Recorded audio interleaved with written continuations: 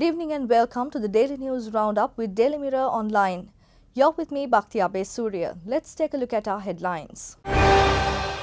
Men who swallowed ice drugs die in police custody. Sri Lanka's foreign reserves dropped to 1.5 billion US dollars. Finnish Prime Minister Sanna Marin apologizes for clubbing despite COVID warnings. Ranil's writ petition against Presidential Commission of Inquiry recommendations fixed for support. Change of content in gas cylinders revealed. Chinese firm sues Sri Lanka in dispute over $49.7 million fertilizer deal.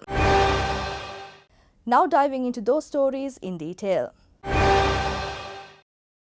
The police stated that a 37-year-old man who was arrested by the Piliyandala police on charges of possessing drugs has died after swallowing methamphetamine, also known as ice.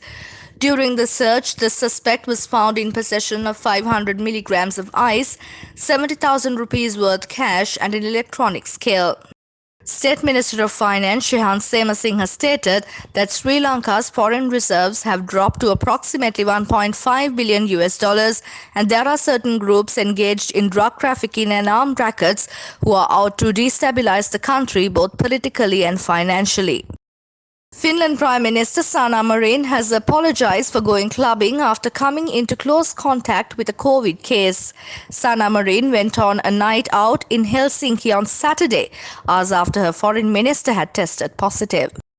A writ petition filed by former Prime Minister Ranil Wickremesinghe seeking an order to stay the operation of finding and recommendations of the Presidential Commission of Inquiry appointed to probe incidents of political victimization has been fixed for support by the Court of Appeal.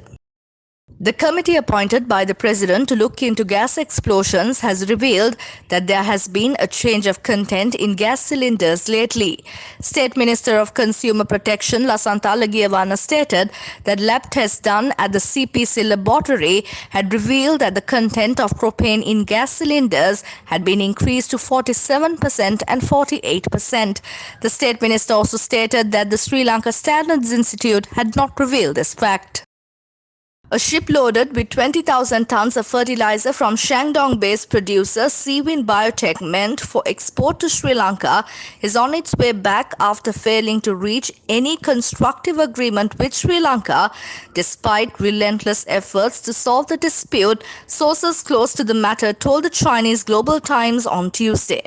For further details on the stories, visit our website www.dailymirror.lk. Thank you for tuning in. I'm Bhaktiyabeh Surya and this is the Daily News Roundup.